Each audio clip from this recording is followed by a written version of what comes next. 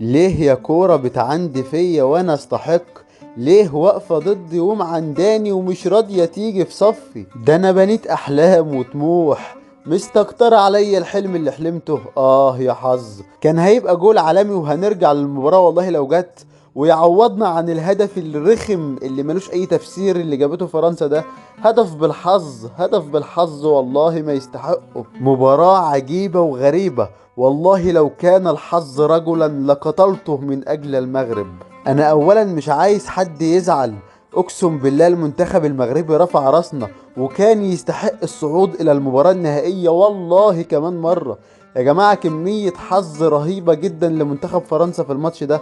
الكرة كانت معندنا بجد وواقفة ضدنا، مش لاقي تفسير والله للهزيمة. اللعيبة عملت اللي عليها كلها، احنا فخورين بيكم بجد. ومش عايزين ننسى ان احنا بنلاعب بطل العالم فرنسا حامل اللقب. الاداء الجميل اللي احنا عملناه ده قصاد فرنسا حاجة فوق الخيال. على فكرة المنتخب المغربي والله افضل واحسن ويستحق الصعود والله، بس هي دي كرة القدم، ملهاش امان. فرنسا النهارده كانت بتعاني وبيفرحوا فرحة هستيرية. المنتخب المغربي اثبت للعالم كله ان الكرة الافريقية والعربية ليها شأن اخر وتستحق القاء نظرة. عشان كده احنا بنقول شرفونا ورفعوا راسنا وعلوا من سقف طموحاتنا وامانينا. بجد بجد يسلموا اسود الاطلس اللي ما خذلوناش طوال المونديال. حتى الخروج من المونديال الان امام فرنسا هو لم يعد خروج ولم يعد توديع للمونديال، لان المنتخب المغربي باقي وقدامه ان شاء الله فرصة لحصد المركز الثالث والفوز بالبرونزية. اي نعم احنا نستحق الذهب لان المنتخب المغربي تعب واجتهد، ولكن هي دي كرة القدم. ان شاء الله كؤوس العالم الجاية خلاص ما عادش هيكون مجرد حلم ان احنا نتقدم في الادوار الاقصائية، بل هيكون هدف مؤكد لابد من تحقيقه. الاحلام اصبحت حقيقة يا جماعة بسبب المنتخب المغربي. شرفتونا بجد، كلمة شرفتونا قليلة جدا على الانجاز اللي عملتوه.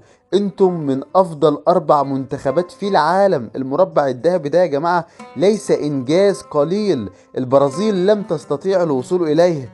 احنا خدنا كده في طريقنا اسبانيا والبرتغال وبلجيكا واقصيناهم جميعا، وكنا قادرين والله على اقصاء بطل العالم وحامل اللقب منتخب فرنسا. سفيان امرابط النهارده اداء ولا اروع، حكيم زياش وياسين بونو. والله العظيم يا جماعة احنا فخورين بيكم كلكم، واحد واحد والله كلكم بلا استثناء. وبنقولها تاني يا جماعة، المغرب لم يودع كأس العالم، بل كأس العالم هو من ودع المغرب وهو من خسر المغرب. الأداء المميز والبطولي اللي احنا بنشوفه من أسود الأطلس يخلينا حزينين للغاية على فقدان هذا الأداء في المباراة النهائية. مبروك عليكم يا مغاربة المربع الذهبي، والله العظيم إنجاز كبير. عمالقة عمالقة في كرة القدم ومنتخبات عريقة لم تستطيع فعله في هذا المونديال. بجد أنا فخور، فخور جدا جدا بهذا المنتخب، ومش لاقي كلام أقوله تاني غير إني فخور. بنحبكم والله وشرفتونا ورفعتوا راسنا وعليتوا أمانينا وطموحنا.